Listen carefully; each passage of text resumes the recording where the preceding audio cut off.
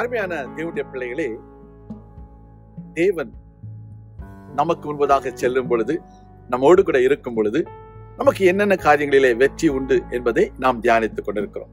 தொடர்ந்து செய்தியோடு இணைந்திருங்கள். முடிவிலே நான் உங்களுக்காக ஜெபிக்கிறேன். பிள்ளைகளே, உங்கள் தேவன் உங்களுக்கு முன்பதாக போகும் பொழுது உங்களுக்கு இடையூறு வருகிற எல்லா மாற்ற வல்லமை உள்ள தேவன் விசுவாசிக்கிறவர்களா சொல்லுங்க. அப்போ இவன் அதனால அவன் சொல்றான், என்னப்பா உங்க கடவுள் எங்களை இவ்வளவு தண்டிக்கிறாரே, நீ இது முதலே சொல்லிக்க கூடாதா? நாங்கள் உன்னை முதலே உன்னை தொடாம விட்டுருப்போமே. ஒரு ஆளையே சொல்லுங்க. இன்னைக்கு நம்ம தேவனுடைய வல்லமையை பற்றி பேசுறது இல்லை. நம்ம அவன் அந்த கோலியாத்துடைய வல்லமையை பற்றி பேசிகிட்டே இருக்கிறோம். அதனால் அந்த கோலியாத்துக்கு நம்முடைய தேவனை பற்றி தெரியறதில்லை. முதல்ல இந்த இஸ்ரவேல் ஜனங்களாம் சொல்லோ, இந்த பாரு கோலியாத்து, நீ எங்களுக்கு விரதமாக வந்துட்டு இருக்கிற, நாங்கள் யார் தெரியுமா, எங்கள் தேவன் எப்படிப்பட்ட தேவன் தெரியுமா, நீ வந்து நீ பட்டயத்தோடு ஈட்டியோடு வருகிற, நாங்கள் எப்படி தெரியுமா வருவோம், அப்படியே நாமத்தில் வருவோம், அப்படி முதலே சொல்லி தொலைச்சிருந்தா கோலியா செத்து போயிருப்பானா? இருங்க, கதையே மாத்துறீங்க பாஸ்டர், பைபிள் அப்படிலாம் சொல்லவே இல்லை பாஸ்டர். இன்னைக்கு நம்ம அப்படி தான் இருக்கிறோம். இன்னைக்கு practically we are not telling how powerful our God is, but we are always telling how powerful your situation is, not me.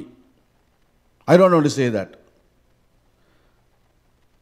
1 Samuel 17ஆம் அதிகாரம் 32வது வசனம். 1 Samuel chapter 17 verse 32. தாவீது சவுலை நோக்கி, இவன் நிமித்தம் ஒருவனுடைய இருதயமும் கலங்க வேண்டியதில்லை. அல்லேலூயா. வரலையே சொல்லுங்க. இவன் நிமித்தம் ஒருவருடைய இருதயமும் கலங்க தேவையில்லை. கேட்டீங்களா? இது பைபிள் எழுதியிருக்குங்க. இது யார் சொன்னா? தாவீது சொல்றான். இன்னைக்கு இங்க தாவீதாரா இருக்கீங்களா? அடுத்தது என்ன சொல்றான்? உம்முடைய அடியானாகிய நான் பெரிய ஆளெல்லாம் இல்லைங்க, நான் உம்முடைய அடியான், சாதாரண மனுஷன் தான், ஒரு ஆட்டு மேய்க்கிறவன் தான், நான் தான். உம்முடைய அடியானாகிய நான் இந்த பெலிஸ்தனோடே யுத்தம் பண்ணுவேன் என்றான். ஆமென். ஒரு அல்லேலூயா சொல்லுங்க. இந்த பெலிஸ்தோட யுத்தம் பண்ணதுக்கு நான் எத்தனை பேரை கூட்டிட்டு வரேன் சொன்னானா? உமது அடியானாகிய நான். இங்கிலீஷ்ல ஆமென். let no man's heart fail because of him. Thy servant, he humbled himself. He said to the king. So we are today worshiping a king of kings. We have to tell him, I am your servant. I will go and fight with this Philistine. விசுவாசிகளே சொல்லுங்க. அப்ப பாருங்க, அப்ப இந்த Abraham தன்னுடைய தேவனை பற்றி அவன் சொல்லியிருக்கணும். முதல்லயே இவன் சொல்றான், யார்? தாவீது சொல்றான். இன்னைக்கு நம்ம தாவீது மாதிரி இருக்கணும். அவனுங்க 46வது வசனம். ஆமென். 45 40 ரொம்ப ஃபெமிலியர் வேர்ஸ், ரொம்ப பிடிச்ச வசனம். வாசிப்போம். அதற்கு தாவீது பெலிஸ்தனை நோக்கி, நீ பட்டயத்தோடும் ஈட்டியோடும் கேடகத்தோடும் என்னிடத்தில் வருகிறாய், நானோ நீ நிந்தித்த இஸ்ரவேலுடைய இராணுவங்களின் தேவனாகிய சேனைகளுடைய கர்த்தரின் நாமத்திலே உன்னிடத்தில் வருகிறேன். இங்கிலீஷ்ல பாருங்க. Then said David to the Philistine. சொன்னா நம்ம சொல்றோமா? இன்னைக்கு நம்ம போயிட்டு பெரிய பிரச்சனை பாஸ்டர், பெரிய பிரச்சனை பிரதர், பெரிய பிரச்சனை சிஸ்டர், ரொம்ப எல்லாம் முடிச்சு வச்சு பூகம்பம் வந்துருச்சு. என்னது? அடுத்த பூகம்பம் வந்துருச்சு. அடுத்த டொர்னேடோ இல்லையே, எரிமலைக்கு என்ன சொல்லுவாங்க? இங்கிலீஷ் வேற மறந்து போச்சு. வல்கேனோ. ஆமாம், வல்கேனோ வந்துருச்சு. நீங்கள் அங்கே இது எல்லோ ஸ்டோனுக்காக போகிறீங்க, அங்கே வல்கேனோலாம் வரும்னு சொல்கிறாங்களே. ஏன்னா இந்தியாவில் படிச்சிருக்காங்க அப்படியெல்லாம். அங்கே போயிட்டு வந்தவங்களாம் இருக்கும். ஆமாம், கர்த்தருக்கு ஸ்தோத்திரம். அப்போ நான் என்ன சொல்ல வரேன், கர்த்தருடைய பிள்ளைகளே, இன்றைக்கி வல்கேனோவை பற்றி பேசிகிட்டு இருக்கிறோம். இன்றைக்கி நம்முடைய ஆண்டவரை பற்றி நம்ம பேச மாட்டேங்கிறோமே, அதுதானே பிரச்சனையே நமக்கு இன்னைக்கு. That is the problem we face. But these people like David, he spoke, he said to the Philistine. அடுத்த வசனம் கீழே வாங்க. 46. இன்றைய தினம் கர்த்தர் உன்னை என் கையில் ஒப்புக் கொடுப்பார். யார்கிட்ட? பிலிஸ்டைன் போய் சொன்னான், சக விசுவாசிக்கிட்ட சொல்லலை. இன்னைக்கு அதுதான் நடக்குது. தமிழில் ஒரு வசனம் இருக்குது, கலாத்தியரில், நீங்கள் ஒருவரை ஒருவர் கடித்து பட்சித்தீர்களானால் அழிவீர்கள். அதுதான் என்ன செய்கிறோம். It is we are telling to the wrong people. We are telling, but we are telling to the wrong people. So, but David யார்கிட்ட சொன்னா? கோலியாத்திட்ட சொன்னான். கர்த்தருக்கு ஸ்தோத்திரம். அப்ப அடுத்த வசனத்தை தொடர்ந்து அந்த வசனத்தை தொடர்ந்து வாசிங்க. நான் உன்னை கொன்று உன் தலையை உன்னை விட்டு வாங்கி பெலிஸ்தருடைய பாளையத்தின் பிணங்களை இன்றைய தினம் ஆகாயத்து பறவைகளுக்கும் பூமியின் காட்டு மிருகங்களுக்கும் கொடுப்பேன். ஆமென். ஹல்லேலூயா. அதனால் இஸ்ரவேலின் தேவன் ஒருவர் உண்டு என்று பூலோகத்தார் எல்லாரும் அறிந்து கொள்வார்கள். ஆமென். இதுதான் வேணும். இதுதான் நம்ம சொல்லணும். நான் என் பேர் யார் தெரியுமா, எங்கள் அப்பா யார் தெரியுமா, எங்கள் மாமா யார் தெரியுமா, அவர் அங்கே உள்ள ஐஜிக்கு மேலே உள்ள எப்பிஜி அப்படி சொல்லிக்கிட்டு இருக்கிறோம். இல்லை, இஸ்ரவேலில் தேவன் ஒருவர் உண்டு என்று பூலோகத்தார் எல்லாரும் உங்கள் மூலமாக என் மூலமாக அறிந்து கொள்ள கர்த்தர் உதவி செய்வாராக. விசுவாசிக்கிறவர்களே சொல்லுங்க. இந்த 2022 வருஷத்தில். ஆமென். கர்த்தருடைய பிள்ளைகளே, அப்போ இது வரிசையா ஜேக்கப்பை பாருங்க, ஜோசப்பை பாருங்க அப்படின்னு பார்த்துட்டே இருக்கலாம். அது இன்னும் இந்த ஜோசப்பை பார்த்தா ரொம்ப எல்லாருக்கும் நல்லா தெரிஞ்ச விஷயந்தான். ஆனால் பாருங்களேன், எவ்வளோ பிரச்சனை பண்ணாங்க அவனுக்கு. அண்ணன் பிரச்சனை, தம்பி பிரச்சனை, அக்கா பிரச்சனை. எல்லாரும் அக்கா உண்டான்னு கேட்காதீங்க, பைபிளில் இருக்குது. அக்கா இருந்தாங்கன்னு இருக்குது. அதனால் நிறைய பேர் நினச்சிட்டாங்க யாக்கோபு 12 பசங்க தான் இருந்தாங்க. அந்த ஒத்தைக்கு ஒரு பொண்ணை விட்டாங்க பாருங்கள். அந்த ஒத்தைக்கு ஒரு பொண்ணு தான் ரொம்ப இதாக விசேஷமாக இருந்திருக்கும். 12 பசங்களுக்கு ஒரு பொண்ணுனா எப்படி இருந்திருக்கும் கொஞ்சம் யோசிச்சு பாருங்களா. அப்போ இவங்கெல்லாம் இருந்தாங்க. ஆனால் இந்த யோசேப்பு ஒரு வார்த்தை யாரையும் பேசலைங்க. யாரை பற்றியும். அவன் போத்திபார் மனைவி தான் என்ன கூட்டிகிட்டு வந்தானா என்ன இந்த மாதிரி பிரச்சனைக்கு கொண்டு வந்தா அப்படின்னு நாங்கள் போய் சொல்லிக்கிட்டல. இன்றைக்கி நம்ம என்ன செய்கிறோம், அதை தான் பேசிகிட்டு இருக்கிறோம். People, not me. I don't want to say that in Jesus name. But நான் என்ன சொல்ல வரேன், அந்த யோசேப்புடைய வாழ்க்கையில் 34ஆம் அதிகாரத்தை 39ஆம் அதிகாரத்தில் 2வது வசனத்தை வாசிங்க. 39:2. கர்த்தர் யோசேப்போடே இருந்தார், அவன் காரிய சித்தியுள்ளவனானான், அவன் எகிப்தியனாகிய தன் எஜமானுடைய வீட்டிலே இருந்தான். பாருங்க, அப்போ when God was with Joseph, he was a prosperous man. இது கிங் ஜேம்ஸ் வெர்ஷனில் சொல்லப்பட்டது, அது நான் சொல்லலை. உடனே பாஸ்டர் புதுசாக ப்ராஸ்பெரிட்டியெல்லாம் பேசுகிறாரு. நீ செய்வதெல்லாம் வாய்க்கும் அப்படின்னு சொல்கிறதுக்கு இங்கிலீஷ் என்ன போடுது, whatever you do shall prosper. When God was with him, God prospered everything, and then he was a boss in the house of his master, the Egyptian. Amen. அடுத்த வசனம் 23வது வசனத்தை வாசிப்போம். 23. கர்த்தர் அவனோடு இருந்தபடியினாலும் அவன் எதை செய்தானோ அதை கர்த்தர் வாய்க்க பண்ணினபடியினாலும் அவன் வாசமாயிருந்த யாதொன்றையும் குறித்து சிறைச்சாலை தலைவன் விசாரிக்கவில்லை. ஆமென். வரலையா சொல்லுவோமா? இவர் செய்தாரா கரெக்டாக செய்வாருங்க, நியாயமாக செய்வாருங்க. இவர் ஒரு பிரச்சனை பண்ண மாட்டாருங்க, விசாரிக்க மாட்டாங்க, தேவையே கிடையாது. ஏன்? கர்த்தர் அவனோடு இருந்தபடியினாலும் அவன் எதை செய்தாலும் அதை கர்த்தர் வாய்க்க பண்ணினார். விசுவாசிகளே சொல்லுங்க. So today I want to tell you, when God is with you, he is going to prosper everything whatever you do. விசுவாசிகளே சொல்லுங்க. அப்போ உங்க பாஸ் இதை பற்றி கேட்கவே மாட்டார், பின்னால் போயிட்டு சொல்லிட்டே இருக்க மாட்டார். Because he knows what we do will be the right thing, the best thing we can do. Because they have been watching our progress from the day one. விசுவாசிகளே சொல்லுங்க, அவராலேயே சொல்லுங்க. அப்போ அந்த சிறைச்சாலை தலைவன் விசாரிக்கவே இல்லை. இவன் எங்கே இருக்கான்? இப்போ சிறைச்சாலைக்குள்ள தான் இருக்கிறான். Even though when he was inside the prison, the keeper of the prison looked not to anything that was under his hand. He became a boss in the prison also. எங்கே போனாலும் இவன் லீடர் ஆயிடுவார். கர்த்தருக்கு ஸ்தோத்திரம். Because the Lord was with him. அப்போ கொஞ்சம் யோசித்து பாருங்க. நம்ம சொல்கிறோம், நம்ம கடந்த நாட்களில் இந்த வசனத்தை வாசித்தோம். இப்போ தெரியுமா, சங்கீதம் 27:5 அவன் தீங்கு நாளில் கூடார மறைவில் அவனை மறைத்து வைத்தான். When he was inside the prison, there were 2 people came inside the prison who were from the court of or the palace of Pharaoh. And they took the good news about Joseph to the king Pharaoh. If he were with in the house of Potiphar, he would not have been informed to the king.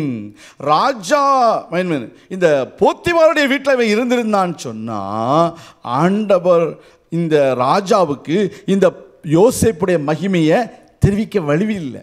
அதனால இந்த ராஜாவுடைய அரண்மனையிலிருந்து 2 பேரும் இந்த சிறைச்சாலைக்கு வரவும், இவன் அந்த சிறைச்சாலையில் இருக்கவும் அங்கே ஒரு கனெக்ஷன் வந்தது பாருங்க. அந்த வேளையில் அந்த சிறைச்சாலைக்கு வந்ததான அந்த அந்த பேக்கர், த பேக்கராக இருக்கட்டும், த புச்சராக இருக்கட்டும், what ever he is maybe, அவன் அங்கே போய் சொல்கிறான் ராஜா கிட்ட, இங்கே சிறைச்சாலையில் ஒருத்தன் இருக்கிறான் அப்படின்னு. அப்போ இன்னைக்கு if God is taking you into a prison, if God is hiding you inside the prison, it is for your good, so that he is going to lift you up to the presidentship. வரலையே சொல்லுங்க. ஜனாதிபதியாக உங்களை மாற்றுவதற்கென்று கர்த்தர் உயர்த்தும்படியாக எங்கே கொண்டு போயிருக்காரு? சிறைச்சாலைக்கு கொண்டு போயிருக்காரு. அல்லேலூயா. அப்ப ஆண்டவருடைய கரம் இருந்தது உண்மைதான், ஆண்டவர் கூட இருந்தது உண்மைதான். எதற்காக இது நடந்தது? அவனை போத்திபார் வீட்டில் இருந்து சிறைச்சாலைக்கு கொண்டு போய், he was on his way to the palace. So on his way to the palace, he has to undergo some kind of trouble. He has to go through some kind of problems in his life. It is not because of him. That is very important in our life also. But it was God's plan. If God is with you, doesn't mean that no problem will come to you. I want to tell you, even in the midst of the problems, God is going to be with you, so that he will lift you up and he will bring you to the topmost position in the city. விசுவாசிங்களா சொல்லுங்க. ஆமென். அப்போ இந்த நம்முடைய வாழ்க்கையில் இன்னைக்கு என்ன நினைக்கிறோம்? ஆண்டவர் இந்த வருஷத்தில் என் கூட முன்னாலே வருவேன்னு சொன்னார் அப்படின்னு நம்ம தமிழில் சொல்கிறோம். இங்கிலீஷ் படித்தவங்களாம் சொல்லுவாங்க என் கூடயே வருவேன்னு சொன்னார். எல்லாமே உண்மைதான். அப்போ ஏன் இந்த பிரச்சனை வந்தது? அப்போ இந்த வாக்குத்தத்தத்தில் தப்பா? இல்லை. Nothing problem in God side and his promise side. It is the way that God takes us to a destination. நம்ம போகிற வழியில். அப்போ என்ன நடக்குது? ஆண்டவருடைய கிருபை அவர்களுக்கு இருந்ததுனால எல்லா சூழ்நிலையிலும் ஆண்டவர் அந்த யோசேப்போட இருந்தார். இப்போ நெகேமியாவுடைய வாழ்க்கைக்கு வரும். இந்த நெகேமியா ஒரு நல்ல மனுஷன், கர்த்தருக்கு ஸ்தோத்திரம். இந்த நெகேமியாவை நம்ம பைபிள் ஸ்டைலில் படித்து முடிச்சிட்டோம். கர்த்தர் நல்லவர். அப்போ இந்த பாருங்கள், இந்த நெகேமியாவுடைய வாழ்க்கையில் பார்க்கும்பொழுது கர்த்தர் எப்படி அவனோடு கூட இருந்தார் என்பதை பார்க்க போகிறோம். இந்த நெகேமியாவை என்ன செய்கிறான்? அவன் ஒரு நாள் துக்கத்தோடு இருக்கிறான். ஏன் துக்கம் அப்படின்னு கேட்டிங்கன்னா, ஊர்லேருந்து வந்தவங்க சொல்கிறாங்க ஊரில் ரொம்ப பிரச்சனைங்க, நம்ம கோயிலெலாம் அடித்து உடைச்சிட்டாங்க, ஒரே தீக்கரைக்க ஆகிட்டாங்க, ரொம்ப இதாக இருக்குது. நம்ம எவ்வளோ ஜாலியாக இருந்து வெளியில் விளையாடுவோம், சர்ச்சுக்கு வெளியில் விளையாடுவோம், அந்த ஸ்டேஜ் போட்டு நம்ம ட்ராமா போடுவோம், ஈவினிங் ஆனால் அப்படி எல்லாம் போய் கிட்டிப்பில் விளையாடுவோம், அப்படி தான் விளையாட எல்லாம் போச்சுங்க அப்படி சொன்னோடனே இவன் அப்படி துக்கத்தோடு இருக்கிறான். துக்கத்தோடு இருந்த உடனே சும்மா இருக்கலை. தென் he went to the presence of the Lord and he humbled before God himself and he prayed. பாருங்க 4வது வசனத்தை வாசிக்கும்.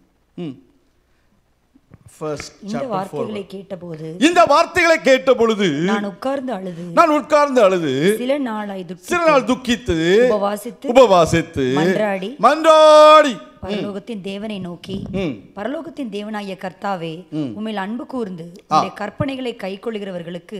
இதெல்லாம் ஜூயிஷ். ஒரு நிமிஷம் சிஸ்டர், தேங்க்யூ. இது ஜூயிஷ் அந்த சிஸ்டம் ஆஃப் ப்ரேயர். அது வாசிக்க வேணாம். நான் என்ன சொல்ல வரேன், அதில் ஷார்ட்டாக போயிடுறேன். என்ன நடக்குது பாருங்க. இவன் இன்னைக்கு நான் தேசத்தில் ஒரு பிரச்சனை வந்த உடனே நம்ம ஜெபித்தால் அது நல்லது, அது ஜெபிக்க வேண்டும் என்று நினைக்கிறவங்களாம் ஒரு ஆளியாக சொல்லுங்கள். அதை நினச்சி பிரயோஜனம் இல்லைங்க, ஜெபிச்சு பிரயோஜனம் இல்லைங்க அப்படி சொல்கிறவங்கலாம் தயவுசெய்து இன்றைக்கி இந்த வசனத்தை படிக்கும்போது கொஞ்சம் உங்களுடைய எண்ணத்தை மாற்றிக்கொள்ளுங்க. இன்றைக்கி ஜெபிக்கிற பீப்புளை பார்த்து கேலி பண்ணுற ஒரு கூட்டம் இருக்குது. இவங்க ஜெபிச்சோன்னா கொரோனா போயிருமா? இவங்க ஜெபிச்சோன்னா கொரோனா போயிருமா? ஆமாம், இன்னைக்கு அப்படி கேலி பண்ணுற ஒரு கூட்டம் இருக்குது. அது அமெரிக்காலே இருக்குது. அதுக்குன்னு ஒரு கூடாரம் போட்டு இருக்குது வச்சுக்கோங்களேன். அதாவது ஒரு சர்க்கிள் வச்சுருக்காங்க. தேவனுடைய பிள்ளைகளே, தேசம் அழிவுக்கு நேராக போகுதா? தேவனுடைய வார்த்தையின் படி காரியங்கள் நடக்கவில்லையா? ஜெபிப்போம், மன்றாடுவோம், அழுவோம், துக்கிப்போம், உபவாசிப்போம். ஜெபிப்பது தான் ஆண்டவருக்கு நமக்கு கொடுத்த ஒரே ஒரு weapon. Prayer is the weapon for our victory. How many of you believe it? Of course, faith is one of the weapons. I am not against it. எபிரேயர் நம்ம படித்தோம். The weapons of our warfare are not carnal. I mean, 6வது அதிகாரத்தில் எப்பொழுதும் பரிசுத்தவான்களுக்காக செய்யும் வேண்டுதலோடு விழித்திருங்கள். அந்த Ephesians chapter 6 verse 18, எந்த சமயத்திலும் சகலவிதமான வேண்டுதலோடும் விண்ணப்பத்தோடும் ஆவியினாலே ஜெபம் பண்ணி அதன் பொருட்டு மிகுந்த மன உறுதியோடும் சகல பரிசுத்தவான்களுக்காகவும் பண்ணும் வேண்டுதலோடும் விழித்து கொண்டிருங்கள். அப்போ எப்போ என்ன செய்யணும்? ஜெபம் பண்ணி விழித்து கொண்டிருக்க வேண்டும். ஆவியிலே ஜெபம் பண்ண வேண்டும். இதை நாம் செய்தான். அப்போ இன்றைக்கி நம்முடைய வாழ்க்கையில் இந்த தேவனுடைய கரம் நம்மோடு கூட இருக்க வேண்டுமானால் நம்ம ஜெபிக்கிறவர்களாக இருக்க வேண்டும். நெகேமியாவுக்கு திருப்பிக் கொள்வோம். அப்போ அந்த நெகேமியா அவன் ஜெபிக்கிறான். ஜெபித்து விட்டு அங்கே ராஜாவுடைய சமூகத்திற்கு போகும் பொழுது ராஜா கேட்குறாரு, உன் முகம் துக்கமாக இருக்குதே, இது மனசுக்கு ஏற்ற துக்கத்தை போல தெரியலையே, மன்னிக்கவும், சரீரத்திற்கு ஏற்ற துக்கம் போல தெரியலையே, இது உன் மனசில் ஏதோ ஒரு அழுத்தம், ஒரு பாரம், ஒரு கவலை இருக்கிறதாக நான் பார்க்கிறேன் என்று சொல்லி அந்த ராஜா கேட்கிறத பாருங்க. 2வது வசனம், 2ஆம் அதிகாரம் 2வது வசனம். அப்பொழுது ராஜா என்னை பார்த்து நீ துக்க முகமா இருக்கிறது என்ன? உனக்கு வியாதி இல்லையே? வியாதி இல்லையே, இது மனதின் துக்கமே ஒழிய வேறொன்றும் அல்ல என்றார். அப்ப பாருங்க, உங்களுடைய துக்கம் எதனால் வருகிறது என்பதை உங்கள் அதிகாரி அறிந்து கொள்வார்கள். இது உங்க பிரச்சனை எங்க பிரச்சனை? மனசுல பிரச்சனையா, சரீரத்தில் பிரச்சனையா? ஆவி, ஆத்மா, சரீரம். நம்ம அன்னைக்கு கலாத்தியரில் படித்தோம். எத்தனை ஞாபகம் வச்சுருக்கீங்க? ஆமீன். படிக்காதவங்கெல்லாம் தயவு செய்து அந்த 2 நாளில் அந்த வீடியோ வரும், யூடியூப்பில் பப்ளிஷ் பண்ணி அதை பாருங்கள்.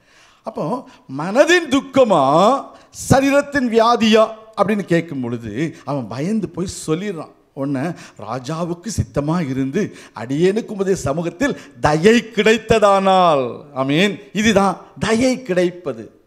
If it is pleased before you, கர்த்தருக்கு பிரியமாக இருந்தால். ஆமீன். அப்போ அடுத்த வசனம் வந்து, பிதாக்களின் கல்லறை இருக்கும் பட்டணத்தை கட்டும்படி என்னை அனுப்புங்கன்னு கேட்குறான்.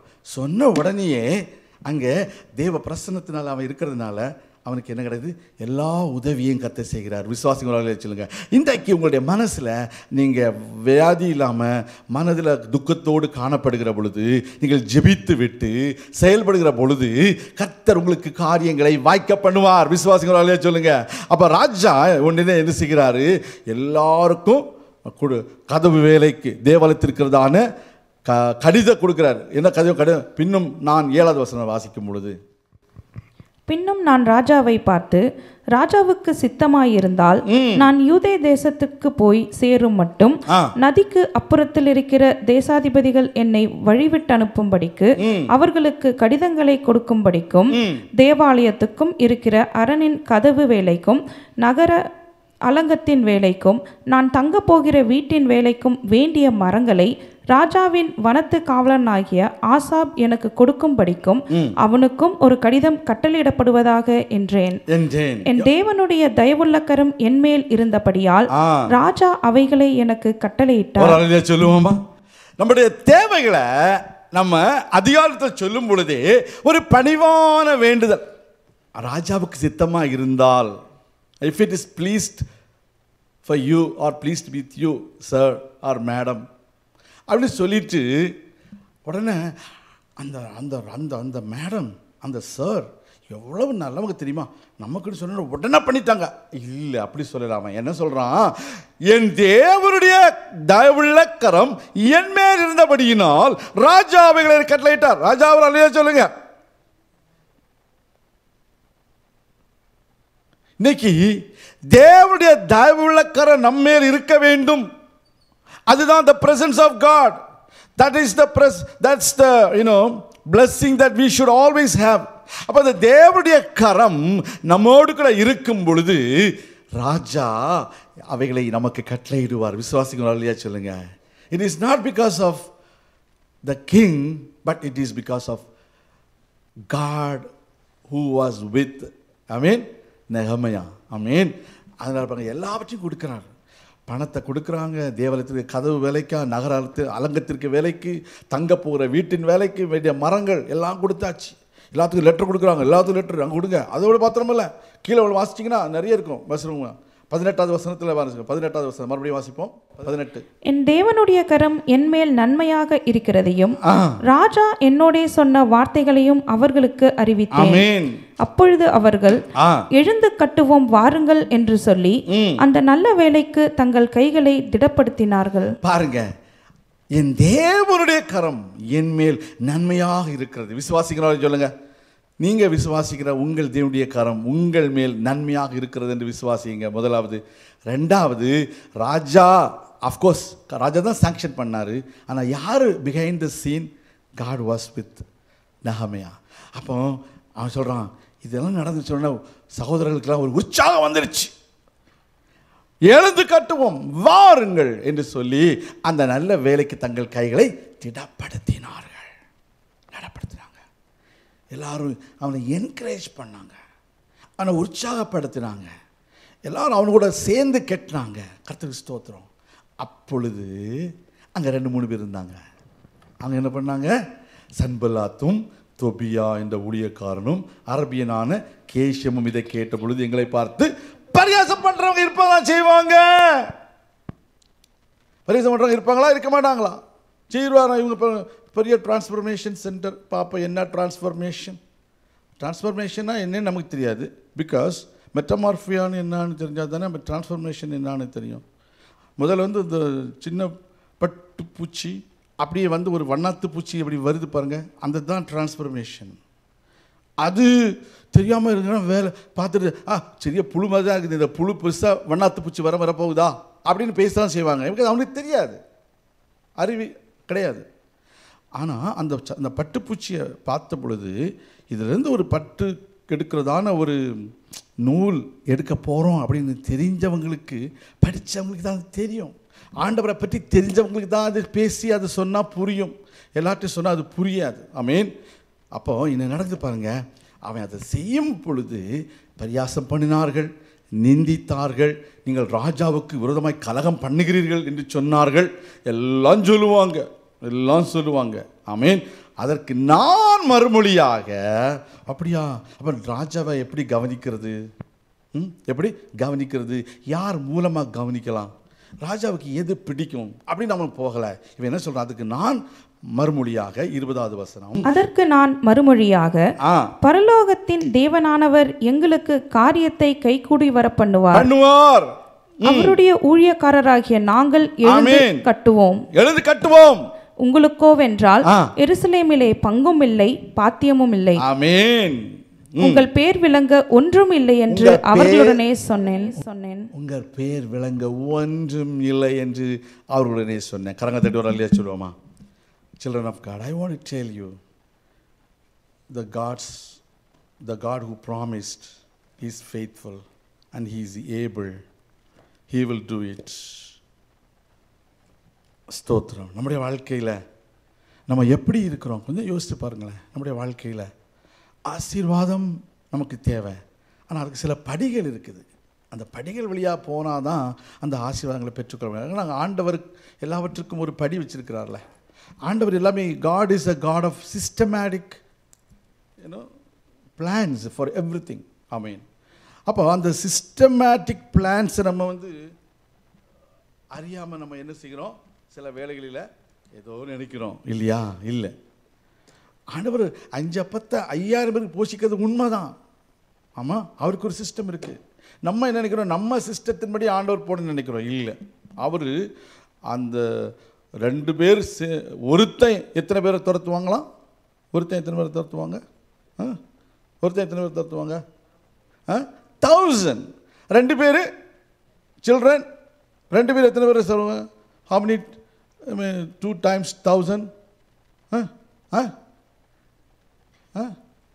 யாரோ 10,000 சொன்னாங்க, கேள்விப்பட்டீங்களா? ஆமாம், பைபிள் இப்படி தான் சொல்லுது. கர்த்தருக்கு ஸ்தோத்திரம். இன்றைக்கி நம்ம என்ன நினைக்கிறோம்? தேவனுடைய பிள்ளைகளை கொஞ்சம் யோசித்து பார்ப்போம். நம்முடைய வாழ்க்கையில் ஆண்டவரை விசுவாசிக்கிறோம். ஒரு நிமிஷம் கரங்களை மூடி ஜெபிக்கிறோம். ஆண்டவர் நம்மோடு கூட இருக்கிறார். எவ்வளோ சோதனை வரட்டும். ஆபிரகாமுக்கு முன்பாக சோதனை வந்தது, தாவீதுக்கு முன்பாக சோதனை வந்தது, யோசேப்புக்கு முன்பாக சோதனை வந்தது, நெகேமியாவுக்கு முன்பாக சோதனை வந்தது, பரியாசம், நிந்தை எல்லாம் வரும். ஆனால் கர்த்தர் நம்மோடு கூட இருக்கிறார். பரலோகத்தின் தேவனானவர் காரியத்தை கைகூடி வர பண்ணுவார் என்று விசுவாசிக்கிறவர் கரங்களை தட்டி வர அல்லேலூயா சொல்லுங்க. உங்கள் வாழ்க்கையில் அதை ரிசீவ் பண்ணுங்க, அதை ஏற்றுக்கொள்ளுங்க. கர்த்தர் உங்களை ஆசீர்வதிப்பார். அன்பின் பரலோக பிதாவே, இந்த நாளிலும் இந்த வார்த்தையை கேட்ட நம்முடைய பிள்ளைகள் கர்த்தாவே, நாங்கள் உமக்கென்று எழுந்து பிரகாசிக்க தேவனே கிருபை தாரும். எல்லா தடைகளையும் மாற்றிப்போடும், அற்புதங்களையும் அடையாளங்களையும் செய்திடலாம். உம்முடைய நாமத்தை மகிமைப்படுத்தும். தாழ்த்தி ஒப்பு கொடுக்கிறோம். துதிகன மகிமை யாவற்றையும் உமக்கே செலுத்துகிறோம். மீட்பரும் கர்த்தரும் இரட்சகருமாகிய இயேசு கிறிஸ்துவின் நாமத்தில் ஜெபிக்கிறோம் எங்கள் நல்ல பிதாவே. அருமையான தேவனுடைய பிள்ளைகளே, தேவன் ஆபிரகாமின் வாழ்க்கையிலும், தாவீதுடைய வாழ்க்கையிலும், நெகேமியாவுடைய வாழ்க்கையிலும், இன்னும் தேவ மனிதர்களுடைய வாழ்க்கையில் அவர்களோடு கூட இருந்து அவர்களுக்கு வெற்றியை கொடுத்ததை நாம் பார்க்கிறோம். அவர்கள் வாழ்க்கையில இளைப்பாறுதலை கொடுத்ததை நாம் தியானித்தோம். நிச்சயமாக உங்களையும் கர்த்தர் ஆசீர்வதிப்பார், உங்களை பலப்படுத்துவார், உற்சாகப்படுத்துவார். நான் உங்களுக்காக ஜெபிக்கிறேன். எங்கள் அன்பின் பரலோக பிதாவே, இந்த நாளிலும் உம்முடைய பிள்ளைகளுக்கு நீர் கொடுக்க வேண்டிய ஆசீர்வாதங்களை கொடுத்தருளும். அவர்கள் உம்முடைய பிரசன்னத்தில் வாழவும், அவர்கள் உம்மை எப்பொழுதும் தங்களோடு கூட வைத்துக் கொள்ளவும் நீர் கிருபை தாரும். எல்லா தடைகளையும் மாற்றி போடும், அதிசயங்களையும் அற்புதங்களையும் செய்தருளும். இயேசு கிறிஸ்துவின் நாமத்தில் ஜெபிக்கிறோம் எங்கள் நல்ல பிதாவே, ஆமேன். கர்த்தர் தாமே உங்களை ஆசீர்வதிப்பாராக. ஆமேன்.